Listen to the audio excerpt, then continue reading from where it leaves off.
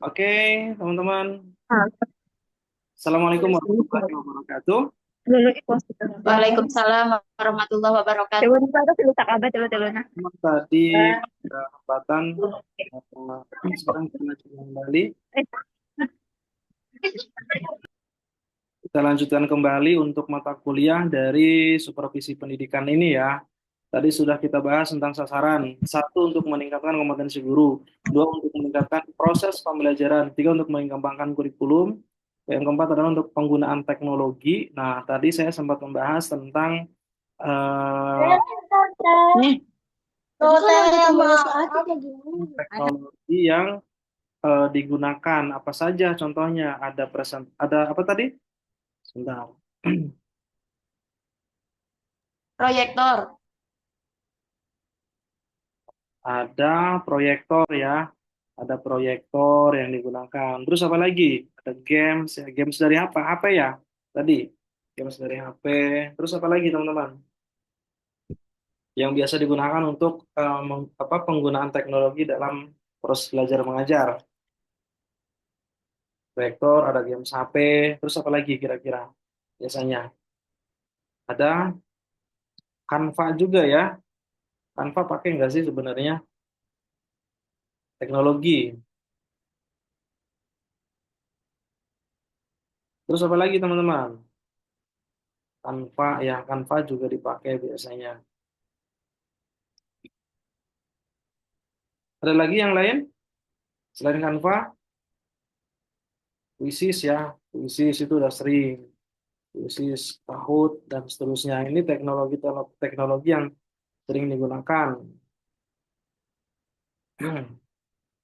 Berikutnya adalah membangun budaya sekolah yang positif. Jadi sasaran dari supervisi pendidikan ini adalah membangun budaya sekolah yang positif. Apa itu budaya? Budaya sekolah berarti kebiasaan-kebiasaan yang ada di dalam sekolah. Dalam hal ini adalah kebiasaan-kebiasaan positif, kebiasaan-kebiasaan yang saling mensupport satu sama lain. Apa kebiasaan positif yang ada dalam sekolah kira-kira teman-teman? Kira-kira satu, Budayakan 5S. Tuh.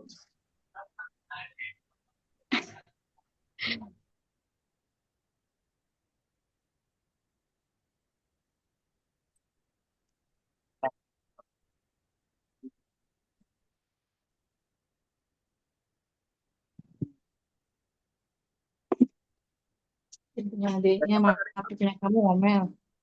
Yang kamu nggak makanya adiknya. satu budaya apa? Budaya sekolah yang ada di dalam sekolah itu Pembiasaan itu loh Pak, apa 5S kayak sopan, salam santun, sapa, senyum pembiasaan kalau di 5S. sekolah. Ya, pembiasaan 5S. Terus apa lagi? Senyum, sopan, salam, santun.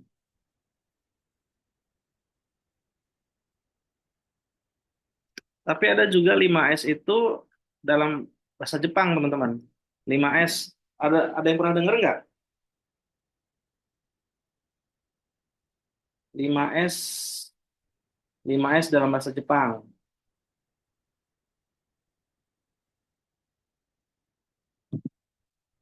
5S itu ada seiri, nggak apa-apa ini sebagai pengetahuan tambahan. Seiri, seiton, lain setannya, seiton, seiso, terus seiketsu, seiketsu, kemudian shitsuke, shitsuke. Nah, ini juga termasuk 5S. Kalau 5S dalam bahasa Indonesia itu kan senyum, salam, sapa, sehat, dan seterusnya. Kalau di dalam Jepang juga ada 5S. Apa seiri? Seiri itu nama lainnya adalah ringkas. Kalau seiton itu apa? Rapi. Kalau seiso itu resik. Kalau seiketsu itu rawat. Kalau shitsuke itu rajin. Jadi, pembiasaan untuk menciptakan anak-anak ataupun kondisi kondisi yang hari ini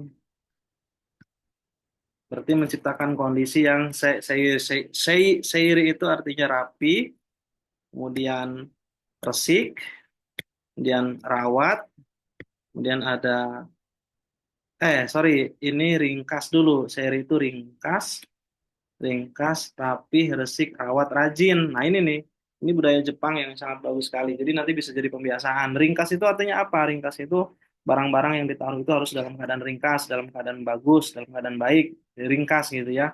Rapih, rapih juga tertata sesuai dengan tempat tempatnya. Resik itu kan berarti bersih, rawat, terawat dengan baik, rajin, berarti me- melaksanakan keempat tadi, ringkas, rapi, resik, rawat, sehingga jadilah rajin. Nah, itu pembiasaan. Itu termasuk budaya budaya sekolah yang positif juga. Nah, terus apa lagi kira-kira budaya positif di sekolah? Tadi pembiasaan positif, pembiasaan 5S bagus. Dan ada lagi nggak kira-kira teman-teman? Yuk, ada yang ini berpendapat budaya positif di sekolah. Dua,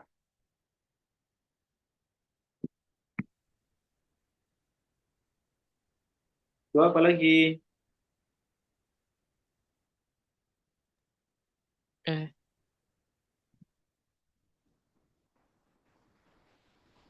menjaga kebersihan, Pak. Berkebersih, bersih-bersih. Jadi tiap sebelum masuk tuh ada bebersih dulu. Ya, jaga kebersihan. Masuk kemana ini tadi yang pertama tuh? Ringkas, rapi, resik, rawat, rajin. Masuknya resik kali ya, jaga kebersihan. Tapi nggak apa-apa kita masukin. Itu masuk budaya budaya sekolah yang positif. Yang ketiga apa kira-kira? Ya, yang ketiga budaya sekolah saling hormat gitu ya. Saling hormat, menghargai, dan seterusnya banyak sekali ya budaya-budaya positif yang bisa dikembangkan. Disiplin, saling mengingatkan, misalnya saling mengingatkan. Ini juga termasuk budaya-budaya positif. Nah, ini terus dikembangkan. Nah, kalau supervisi berjalan dengan baik, maka proses budaya tersebut akan berjalan dengan baik juga. Karena kan semuanya kan proses ya. Oke, lanjut.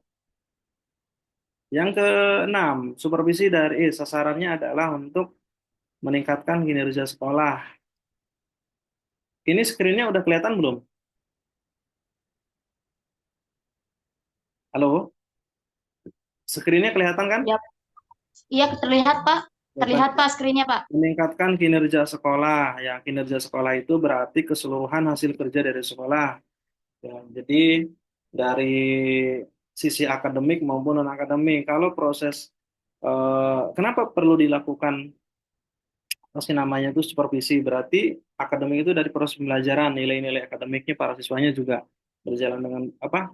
Mendapatkan hasil yang bagus. Kalau non akademik bagaimana? Kalau non akademik berarti kayak hasil perlombaan-perlombaan misalnya, terus mendapatkan kejuaraan tertentu itu non akademik. Nah, semuanya berjalan dengan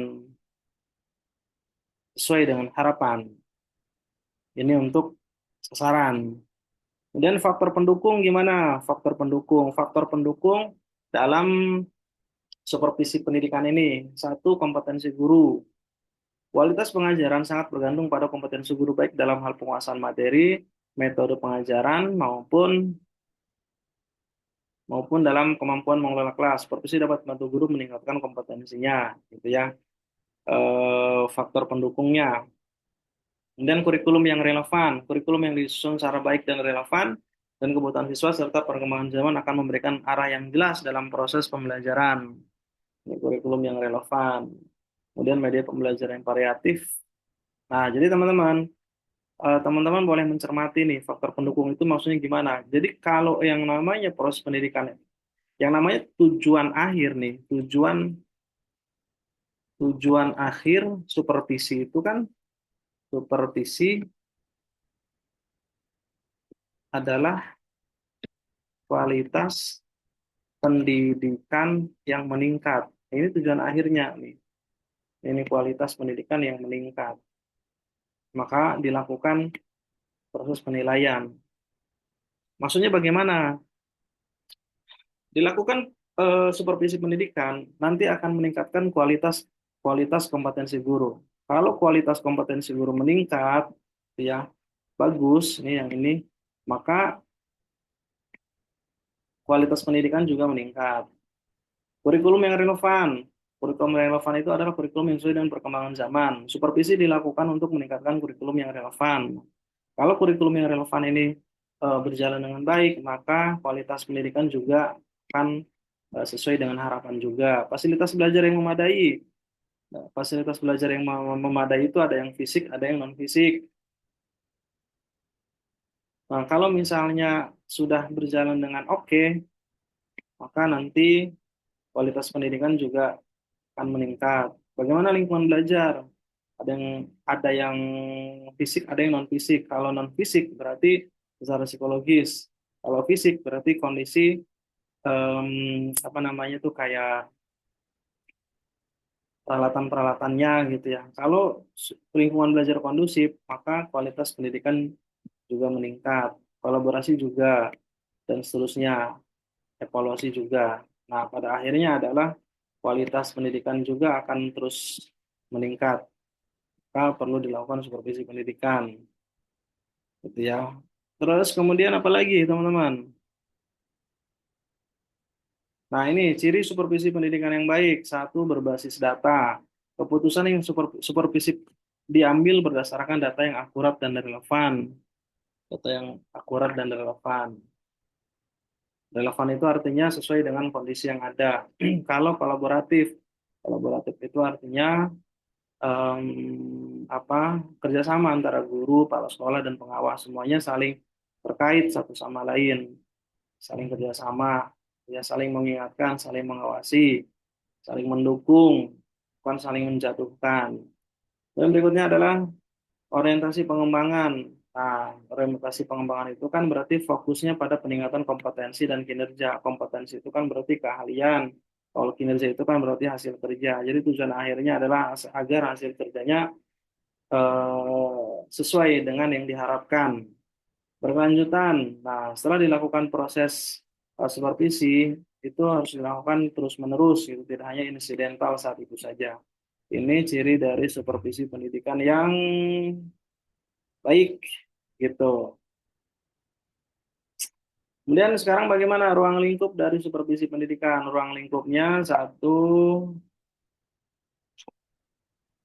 ruang lingkupnya ini, supervisi akademik. Berarti batasan-batasnya adalah supervisi dilakukan untuk supervisi akademik, untuk peningkatan kualitas pengajaran, pengembangan kurikulum, dan evaluasi pembelajaran. Kemudian apa lagi?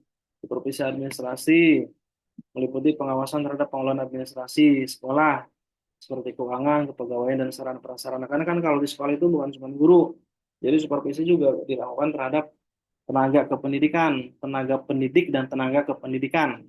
Ya, jadi seperti bendahara misalnya, itu ya. Terus bagian sarana umum itu juga bisa dilakukan supervisi pengawasan.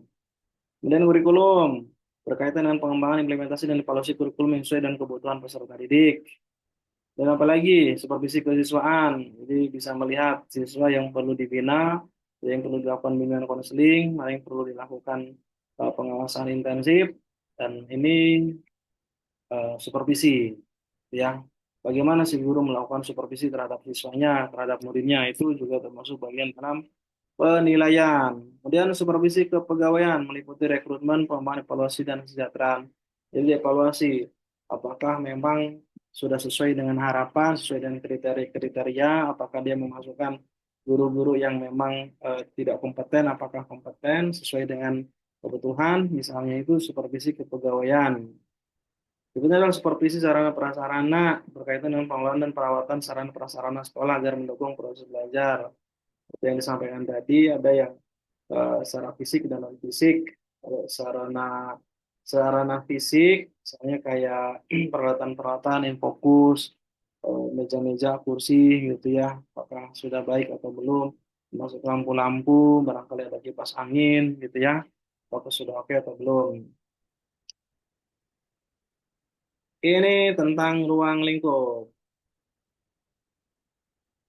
Berikutnya adalah hubungan faktor pendukung dan sasaran. Faktor pendukung pembelajaran dan sasaran supervisi pendidikan saling berkaitan erat dengan memperhatikan faktor-faktor pendukung pembelajaran supervisi pendidikan dapat lebih efektif.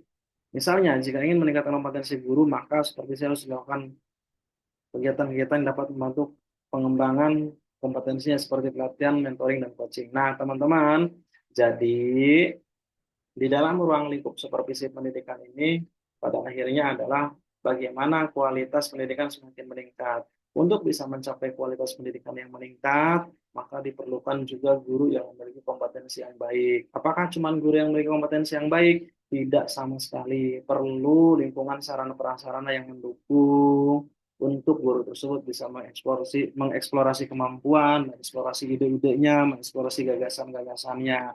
Terus apakah cukup dengan seperti itu juga? Tidak cukup, perlu dilakukan improvement lagi yang lain, kerjasama dengan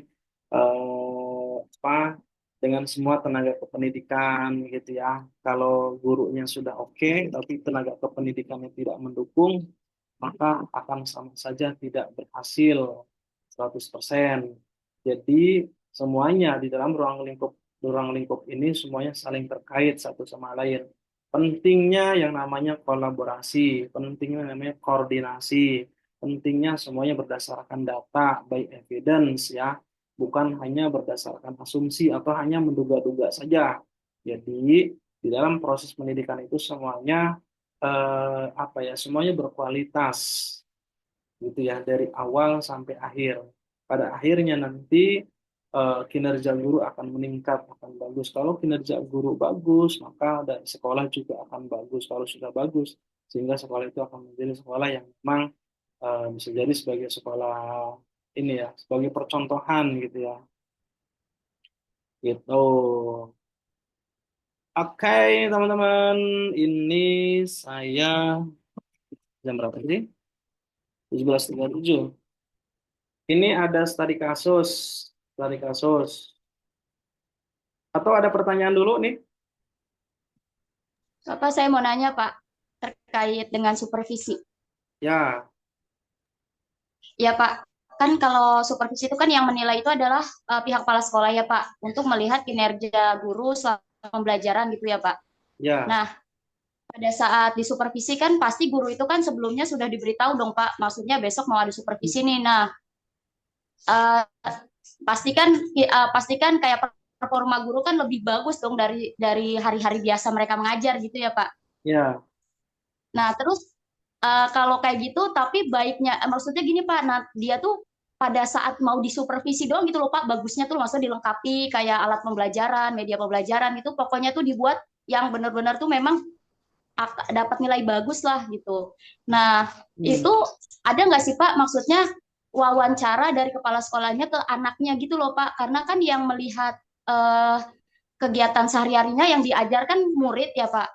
Apakah hmm. kepala sekolah hanya melihat pada saat guru mengajar, apakah yang dimintai untuk hasil kinerja guru itu juga murid terlibat aktif gitu Pak pada saat penilaian? Ya. Jadi sebenarnya di dalam proses supervisi ini kan ada berapa macam jenis ya metode. Ada observasi. Observasi itu kan artinya melihat, mengamati dalam proses belajarnya. Kan dikasih tahu nih ini mau supervisi nih, yang diobservasi itu. Jadi diobservasi, diamati, termasuk administrasinya bagaimana. Jadi karena sudah dikasih tahu kan berarti ditanya dulu kan, tanya dulu seperti apa nih. eh Observasi itu kan berarti mengamati ya, mengamati dari kepala sekolah kepada gurunya dan pasti baik kelihatannya gitu ya, observasi itu. Dan benar, selain observasi sebenarnya ada dokumentasi juga, dokumentasi di foto dan seterusnya. Observasi, dokumentasi, yang satu lagi sebenarnya wawancara. Wawancara itu kan berarti bisa terhadap guru tersebut kan, kalau si siapa namanya itu, si kepala sekolahnya dia ngerti paham tentang teknik-teknik wawancara, mana yang bohong mana yang enggak misalnya, itu udah bisa menganalisa dari lirikan mata gitu ya. Dia dibagus-bagusin tapi ternyata bohong, itu kan kebaca orang dari lirikan matanya. Terus wawancara juga bisa dilakukan terhadap siswa. siswa. Jadi tanya kesehariannya seperti apa guru tersebut. Itu juga bisa dilakukan. Bahkan teman sejawat juga sama guru bisa jadi bahan sumber informasi. Artinya kan gini, supervisi pendidikan ini kan saya melihatnya sebagai proses pengumpulan informasi ya. Pengumpulan informasi, pengumpulan data, dari data tersebut nanti akan diolah sampai nanti pada ketemu yang namanya kesimpulan. Apakah ini sesuai dengan apakah performanya baik atau sedang atau kurang baik, perlu diperbaiki gitu kan. Dari proses pengumpulan informasi tersebut kan semakin banyak informasi yang kita dapatkan kan berarti semakin akurat. Jadi memang observasi diberitahu di awal itu hanya salah satu yang dilakukan oleh kepala sekolah. Besok mau ini nih mau supervisi gitu kan. Memang lebih maksimal lagi pengumpulan pengumpulan informasi itu kan lewat ini ya, lewat berbagai macam cara sehingga tujuan akhirnya adalah keakuratan, akurasi dari data tersebut si guru A. Ternyata bagusnya saja pada saat apa sih namanya itu bagusnya itu pada saat lagi ngajar saja. Bisa juga dilakukan survei, juga dilakukan observasi kan penilaian teman sejawat juga ada tuh di dalam penilaian kinerja. Namanya penilaian 360 derajat. Jadi satu sama lain saling menilai. Si guru A menilai ke guru si B, si guru A menilai ke guru si C. Nanti si C juga menilai guru si A. Itu namanya penilaian 360 derajat. Nanti didapatkan hasilnya. Apakah nanti eh, guru A ini identitasnya misal tidak diketahui atau seperti apalah nanti. Sehingga memang nggak usah takut kalau itu penilaiannya tidak objektif misalnya. Jadi boleh saja bertanya kepada siswa, boleh saja bertanya kepada teman sejawat, boleh saja. Karena kan untuk mengumpulkan informasi. Kan informasi yang baik itu adalah informasi yang akurat, informasi yang memang sesuai kondisi lapangan. Begitu.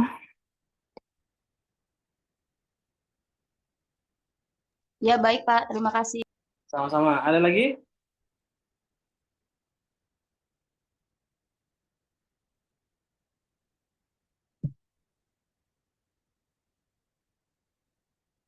Teman-teman ada lagi pertanyaan?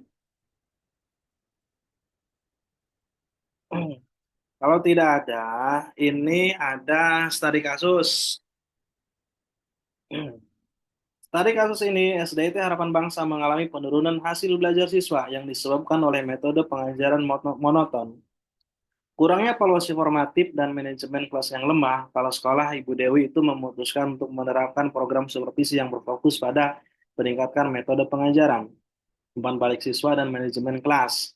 Bagaimana langkah-langkah supervisi yang dapat diambil untuk mengatasi masalah ini dan bagaimana cara mengevaluasi keberhasilan program tersebut dalam meningkatkan kualitas pengajaran dan hasil belajar siswa. Ini nanti menjadi tugas yang dikumpulkan, ya, tugas dikumpulkan, kemudian ini di sini ketua kelasnya siapa deh?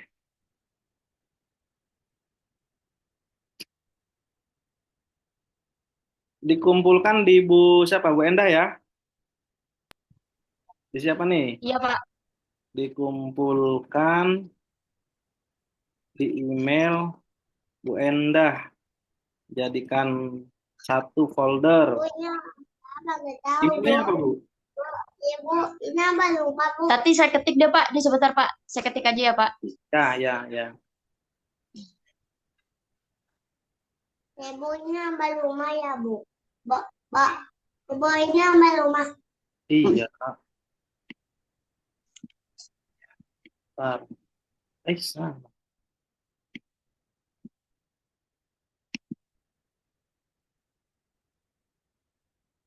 Bentar ya.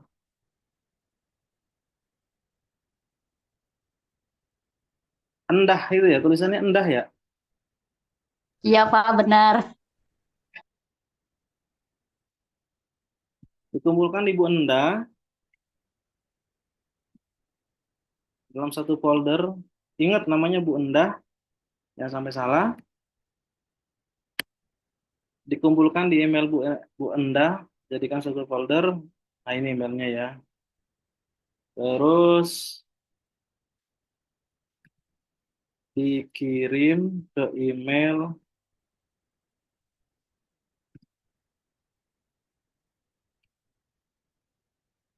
Agia consulting@gmail.com. Kenapa perlu dikoordinir? Supaya nggak kebanyakan. Emailnya kebanyakan nanti. Paling lambat 8 Oktober 2024. Nah, jelas nggak teman-teman? Jelaskah? Untuk format gimana Pak? Maksudnya ada berapa lembar atau mungkin Oh enggak, disertakan apa gitu? enggak. Ini cuman jawaban aja. Jadi dalam bentuk Oh Word, iya, PDF bebas gitu ya. Jadi iya baik Pak. aja sih. Cukup? Jelas? Di screenshot Insya Allah nanti cukup. dikirim ke teman ya, ke ini, kirim ke kelas. Oke, silahkan teman-teman open cam dulu. Kita akan foto,